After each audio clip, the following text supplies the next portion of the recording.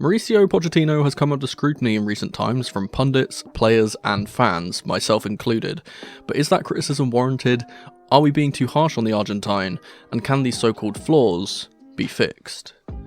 We can break Poch's tactical frailties into three major topics, and the first is the misuse of players. On numerous occasions, the Chelsea head coach has utilised his squad questionably, and one of the prime examples of this in action is Levi Colwill being played as a left-back for the majority of his time here. The young Englishman was one of the best centre-backs in the league under Roberto De Zerbi, and is now being pushed out wide into a full-back position that clearly doesn't suit his strengths, and amplifies his weaknesses. Chelsea's number 26 was notable for one main reason: his progressive long passing was unmatched for a centre-back. If we look at his stats from the 2022-2023 season with Brighton, in comparison with all other centre-backs in the league, he was in the 92nd percentile for progressive passes with 5.16 per 90, 94th percentile for passes attempted with 85.94 per 90, but most importantly he was in the 92nd percentile for shot creating actions with 1.33 per 90. This means that Levi was creating a clear-cut chance to score from centre-back more than once per game, consistently over the entire 1,220 minutes he played. That is mightily impressive, especially considering he only played the full 90 11 out of 17 times. Let's compare that to now. Regardless of whether you compare him to fullbacks or centre-backs, his statistics in those areas, progressive passes, passes attempted and shot creating actions, are comically lower than they were last season, with similar amounts of minutes played. So where has this drop-off come from? Well, it's all down to positioning, passing lanes, angles and space. Whilst Levi is here in centre-back, he has what I like to call a large cone of vision. Simply put, this is the area that Colwill can reasonably look to put a long pass. He has multiple options available, whether that's out wide to the wing or fullback, route 1 to the striker, or into this half space. Now let's compare that to when he's at fullback. Can you spot the difference? When you are by the sideline, your cone of vision, and by proxy your options, are halved. The touchline acts almost like another defender, and this is a principle that a lot of teams, like Newcastle for example, utilise defensively. The other issue is, because of his proximity to the line, the margin for error is much slimmer. A slightly wider ball than you intended goes out of play, and doesn't find the target. So why has Poch opted to play him here rather than in his preferred position? Well, it's pretty simple. Levi Colwill is really good at winning aerial duels, and the Argentine has been very vocal about his annoyance at the lack of physicality and height in the team. It's for this exact reason why I believe he never gave Ian Martson a fair shake. We were vulnerable from high balls, and he didn't see the smaller statured fullback as a solution to this issue.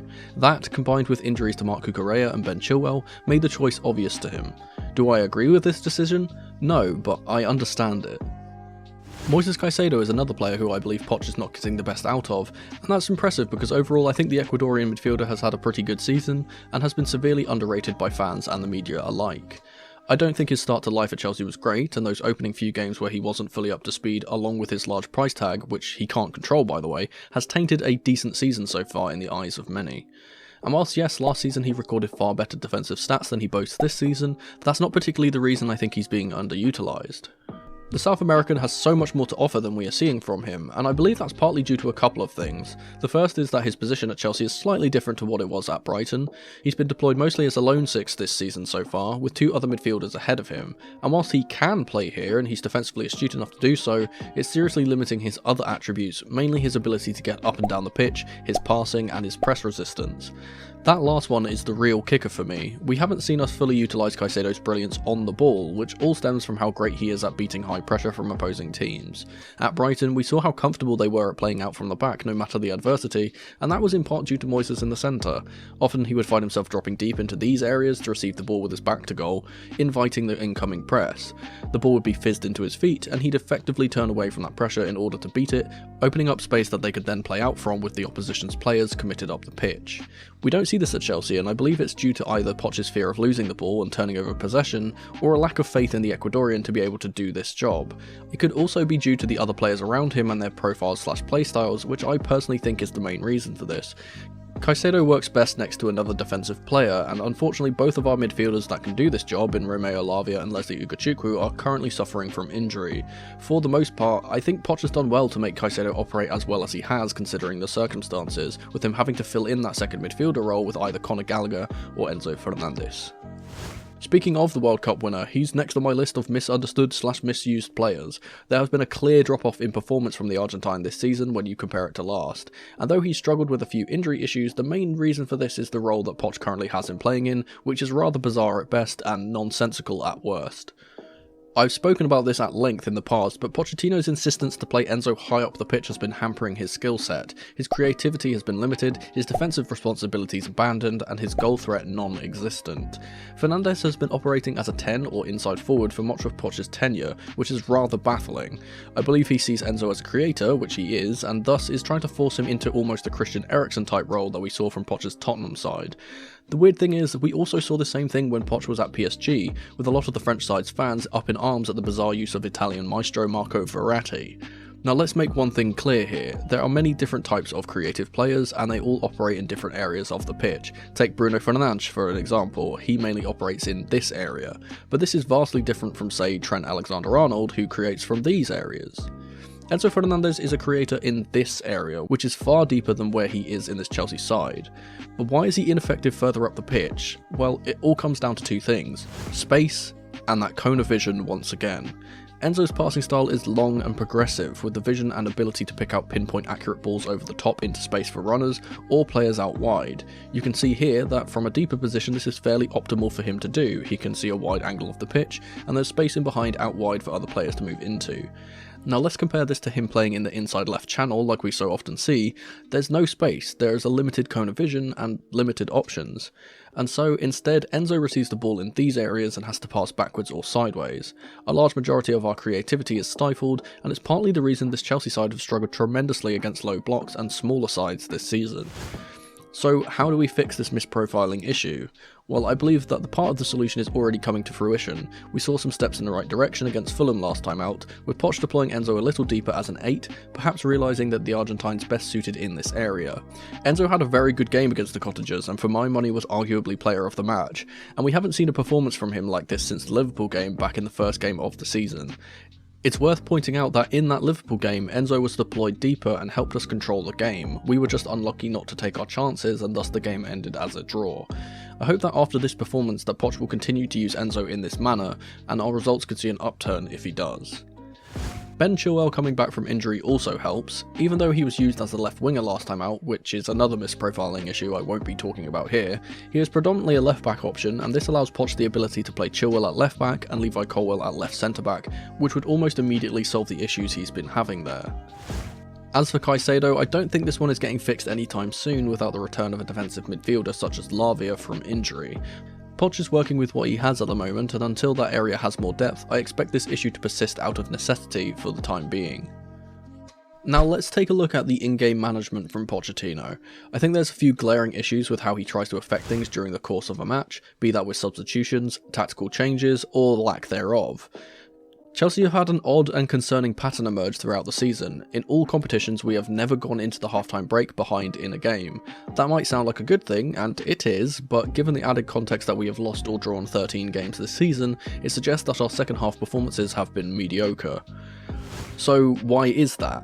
Well, I believe it's a combination of those previously mentioned things. First of all, Poch's substitutions so far this season have been quite simply awful. Whether he is making the wrong substitutions, making them too late, or sometimes just not making them at all, Poch has shown a few signs that he doesn't know how to affect the game using his full squad, and it's worrying to me as a Chelsea fan. We can use the previous game against Fulham as a prime example. The substitutes Poch made in this game were Madueke on for Brozier at the 66th minute, Chilwell on for Sterling at the 77th minute, and Chukwuemeka and Gilchrist on for Palmer and Gusto in stoppage time. The only substitution that makes any sense here is Carney coming on, as he needed to be reintroduced from injury, and is a relatively like-for-like change with Palmer. The rest all have some issue though, and I question the reasoning behind them. Madueke coming on is great, but when we are searching for more goals to put the game to bed, why are we taking off our striker in Armando Broja? Why not for Sterling, who was having a poor game and eventually came off anyway? And when Sterling did come off, he came off for Ben Chilwell, who was returning from injury, who goes to play at left wing? That's another bizarre decision. To top it off, Alfie Gilchrist comes on for a few minutes for Gusto, again being put into right back instead of his more favoured centre back position, and at this point it's so late in the game that he might as well have not bothered coming on. Obviously he made a few clearances, but surely he could have seen more minutes, right? So why do I think Poch has made these odd decisions? Well, I think it's obvious from the type of changes he is making that he is afraid of conceding late on, as almost all of his substitutions are defensively minded or make the team more pragmatic. And whilst I understand his fear and respect the idea behind these changes, I personally believe that his thinking is backwards. Bringing on more defenders just invites pressure, allows the opposing team more time on the ball, and gives them more chances to score. It makes the crowd get nervous, which translates to the players, and then that's when mistakes occur, which can lead to conceding late on and throwing away the win. In my mind, it's better to stay consistent, keep your attacking shape / game plan and control the game, as Fulham weren't having many clear chances until the latter stages of the game when they had a lot of attempts in quick succession due to us backing off of them.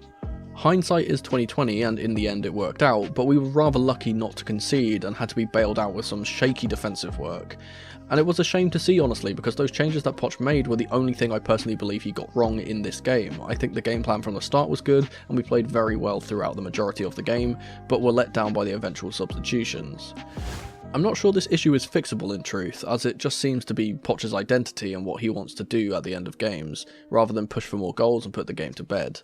Though we can theorise that it's because he doesn't have much confidence in our attackers, which I believe is proven by his decision to play Chilwell at left wing over Mudryk, and not putting faith in Washington to come in and play at striker either. So perhaps once we have developed those attackers more, or brought in a new centre forward that starts firing, Poch could opt to go for the jugular rather than hold what we have. Until either of those things happen though, I don't see him changing this game plan.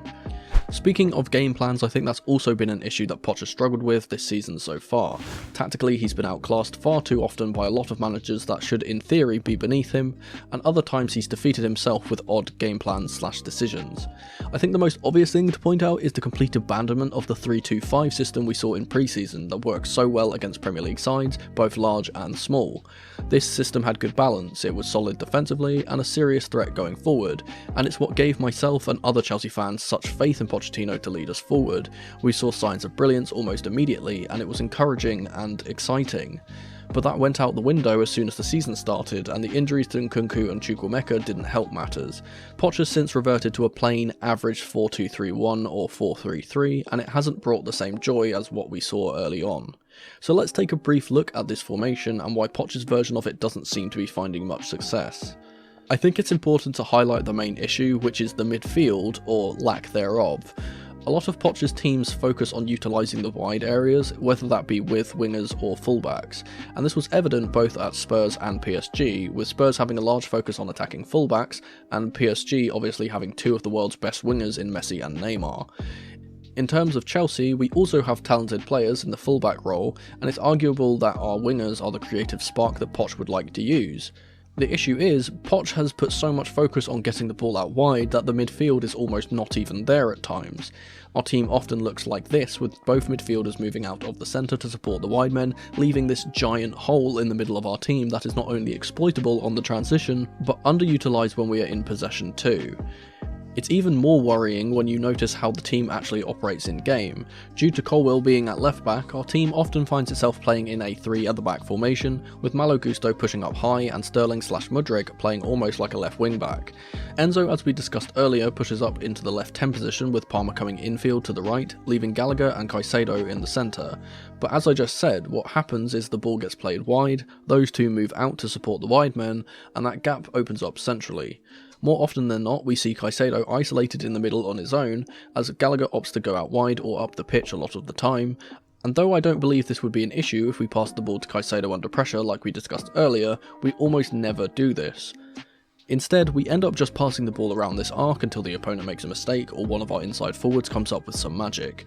We seem to rely too much on individual brilliance and not enough on team-oriented attacking play, and a lot of the time that isn't enough to beat teams in the Premier League. Especially when we come up against those low blocks and it's harder for those individuals to make plays, we will keep coming into this problem of being shut out, and you can't win games without scoring. Another small issue we keep seeing is reliance on crossing from those wide areas, but no commitment to putting players into the box, or not understanding our aerial inferiority in those areas, which makes this game plan basically futile. This goes hand in hand with the last issue, and it's simply a matter of our team being set up to be wide, the ball goes out wide so we play it into the box from wide, but our players from deep are too busy being out wide to get themselves into the areas for those crosses. Often we see our striker isolated in the box or not even in it, dropping deeper to get a touch of the ball because we never play the ball centrally. This seems like a large flaw to try and fix, so how is that achievable? A lot of these issues can be fixed simply by getting the other basics correct, the main one being Enzo Fernandez playing deeper. Not only does it help him personally, as we spoke about, but it changes how the team functions in a major way, and we saw that versus Fulham. With Enzo deeper, that hole in the midfield is gone, making us less susceptible on the counter and able to control the game more. We can shift the ball quickly through him to either side and not have to play it all the way around the back slowly and allow our opponents to maintain their shape easily. But the main thing that this does is slightly change our shape and allows our attacking players to commit forward because they know Enzo can pick them out. We are much more of an attacking threat with that commitment. To be honest, I think we are starting to see Pochettino fix these problems in real time, and it's partly why I made this video. Poch is slowly starting to figure out the errors of his ways in some regards, and with a lot of our players coming back from injury recently or soon to be, I think that the Fulham game could be a major turning point in our season. With that win under our belt, we are now only 3 points away from 6th place. We are playing good football, and if Poch can iron out the rest of the issues, then with this confidence under our belts, we could seriously push on and try to make this season seem more respectable. The second leg of the EFL Cup tie versus Middlesbrough is next up, so we will have to see if Pochettino can keep these improvements coming and set us up well like we know he can. But if you can't wait until then to see how Poch could set us up, then perhaps check out one of these two videos where I dove into Poch's original tactics earlier in the season. Thanks so much for watching, and remember, in the rain or in the dry, keep that blue flag flying high. Come on you Blues.